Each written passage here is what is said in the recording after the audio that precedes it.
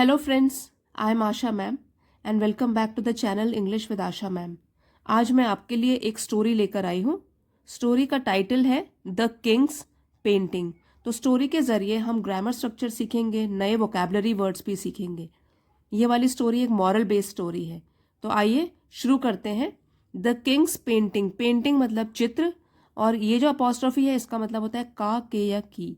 तो इसके हिसाब से हम यूज़ करेंगे। तो किंग, राजा का चित्र, ये स्टोरी का टाइटल है।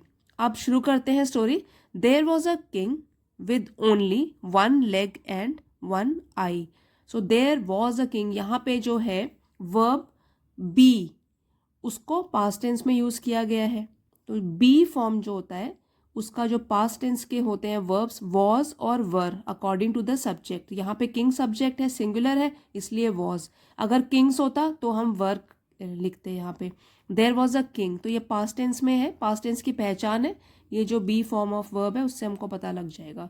There was a king with only one leg and one I.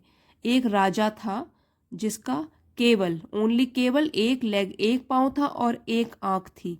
But लेकिन was generous and competent as a ruler. लेकिन वो जेनरस मीन्स उदार हृदय वाला, मतलब जिसका दिल बहुत बड़ा होता है और जो दूसरों की मदद करता है, चाहे पैसों में करे या किसी तरीके से भी जो दूसरों की मदद करता है उसको बोलते हैं जेनरस। ये एडजेक्टिव है जो कि डिस्क्राइब कर रहा है नाउन को कि किंग कैसा था, generous and competent.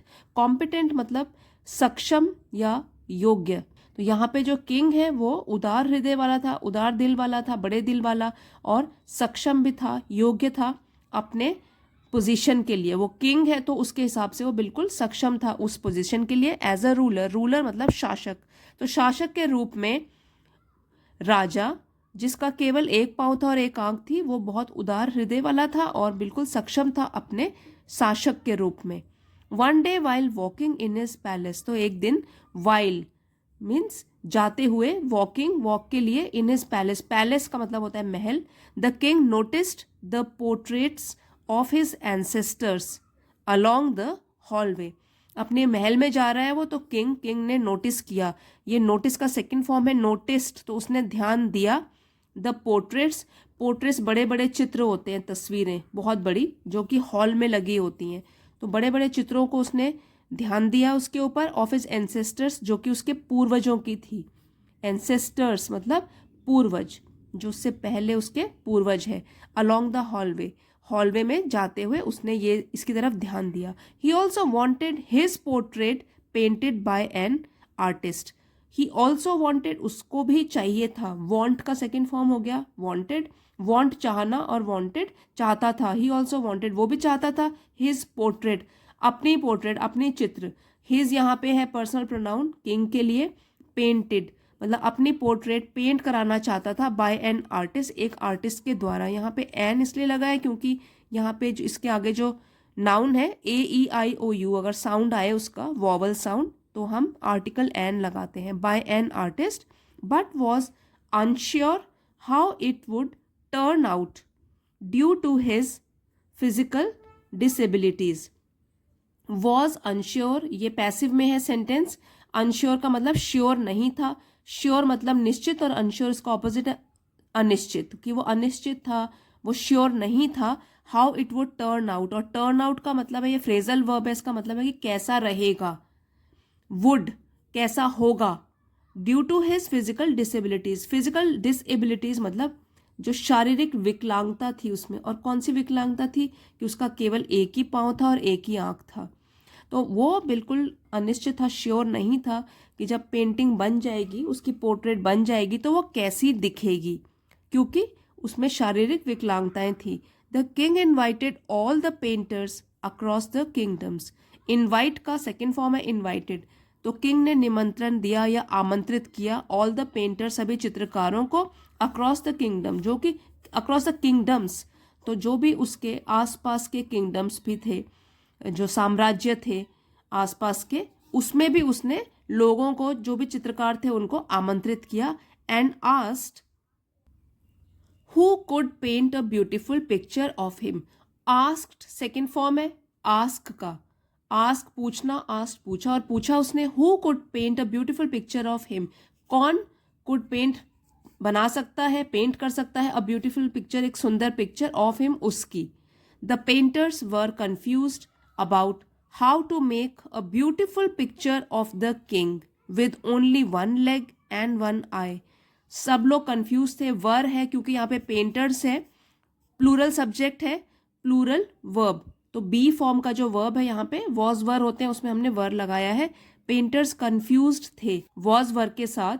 Verb third form लगती है, पैसिव में है सेंटेंस, कि वो कंफ्यूज थे. कंफ्यूज मीन्स असमंजस में थे, उनको समझ नहीं आ रहा था. About how to make a beautiful picture, कि एक ऐसा राजा जिसका केवल एक पाँव है और केवल एक आंख है, उसकी तस्वीर वो सुंदर कैसे बना सकते हैं.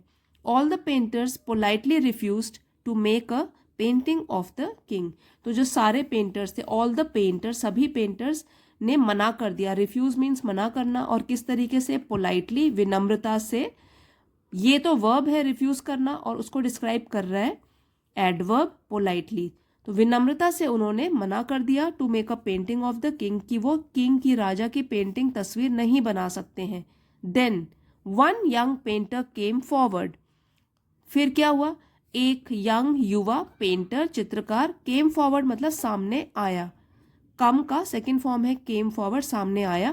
And ensured to make a beautiful portrait of the king. Ensure means उसने सुनिश्चित किया, सेकेंड फॉर्म में है ये एंश्योर का, एंश्योर्ड. तो उसने सुनिश्चित किया, टू मेक बनाने का, अ beautiful portrait of the king, की वो एक सुंदर सी तस्वीर बनाएगा किंग की.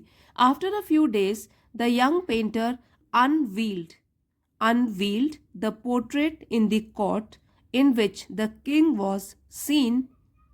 तो देखिए, आफ्टर अ फ्यू डेज, कुछ दिनों के बाद, कुछ दिनों के बाद, द यंग पेंटर, जो युवा चित्रकार था, unveiled.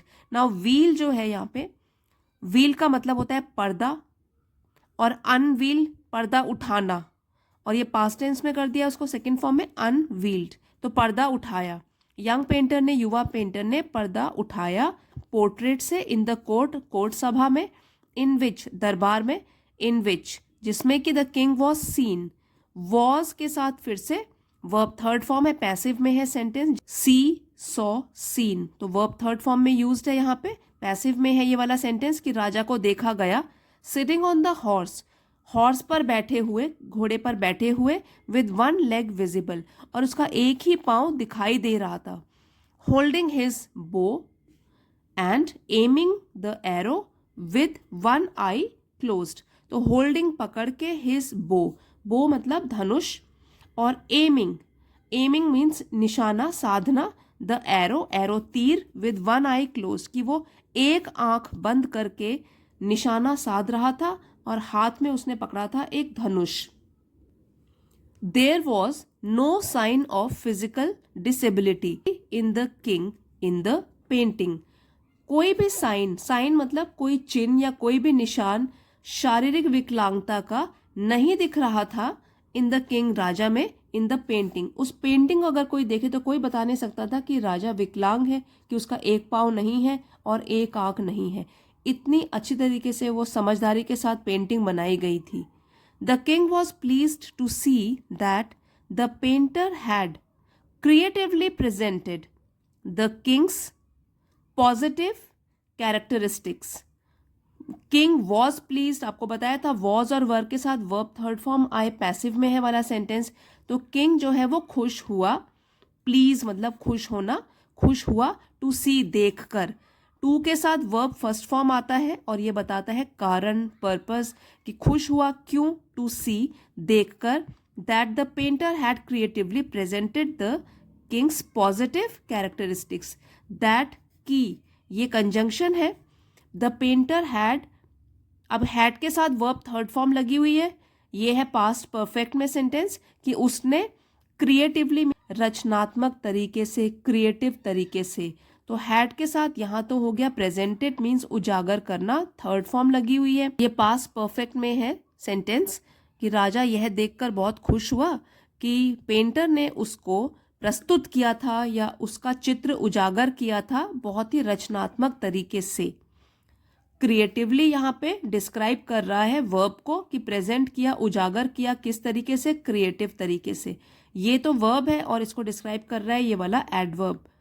The king's positive characteristics, king's राजा की पॉजिटिव जो भी सकारात्मक और कैरेक्टरिस्टिक्स विशेषताएं, पॉजिटिव मतलब अच्छी वाली क्वालिटीज थी वो तो चित्र को देखकर उसमें उजागर हो रही थी। कि जैसे हमने शुरू में पढ़ा था कि वो बहुत ही सक्षम था, योग्य रूलर था, तो वही यहाँ पे कैरेक्टरिस्टिक दिख रही थी कि राजा बहुत बहादुर है, तीर कमान लेके बैठा हुआ है और एम कर रहा है, बिल्कुल निशाना साध रहा है।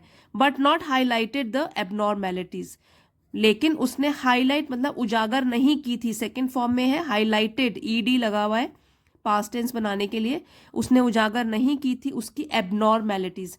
एबनॉर्मेलिटीज मीन्स असामान्यताएं, जैसे कि नॉर्मल जो नॉर्मल चीजें, जैसे नॉर्मल ह्यूमन बींग्स होते हैं उनसे थोड़ा अलग था राजा, तो उसकी असामान्यताएं जो थी वो उजागर नहीं की थी। जो भी उसमें अच्छी क्वालिटीज थी वही उस पेंटर ने उजागर करी थी। तो इतने अच्छे तरीके से उसने उनकी पेंटिंग बनाई थी। तो यही स्टोरी का मॉरल भी है, look at the positive aspects of someone without emphasizing the limitations, कि आप देखिए लोगों की सकारात्मक पहलुओं को, ऑफ समवन किसी के भी, अगर आपको देखना है हर एक इंसान में कुछ पॉजिटिव क्वालिटीज होती हैं और नेगेटिव क्वालिटीज भी होती है। तो हमको क्या करना है, अगर हमको किसी से कुछ सीखना है, look at the positive aspects of someone, तो किसी के भी जो सकारात्मक पहलू हैं वो हमें देखने चाहिए without emphasizing the limitations. Limitations means कमी, और एम्फेसाइजिंग किसी चीज पर जोर देना, विदाउट बिना जोर देकर उनकी कमियों पर हमको उनकी सकारात्मक पहलुओं को देखना चाहिए। तो जैसे हम भी ह्यूमन बींग्स हैं, हम में कमी भी होती है और हमें प्लस पॉइंट्स भी होते हैं, तो हमको क्या करना है, जोर देना है कि हम लोगों में कमी ना ढूंढें, जो अच्छी बात है उनमें सीखने के लिए वो हम सीखें और अपनी ज़िंदगी में भी उसको अपनाएं। और इसी तरीके से उस यंग पेंटर ने एक परफेक्ट पोर्ट्रेट बना दिया। तो आई होप फ्रेंड्स आपको आज की मॉरल स्टोरी पसंद आई होगी और आपने इसके थ्रू कुछ ना कुछ नया ज़रूर सीखा होगा। स्टोरी पसंद आई है तो प्लीज़ लाइक, शेयर और सब्सक्राइब करना मत भूलिएगा। Thank you friends for watching. मिलते हैं अगले वीडियो में।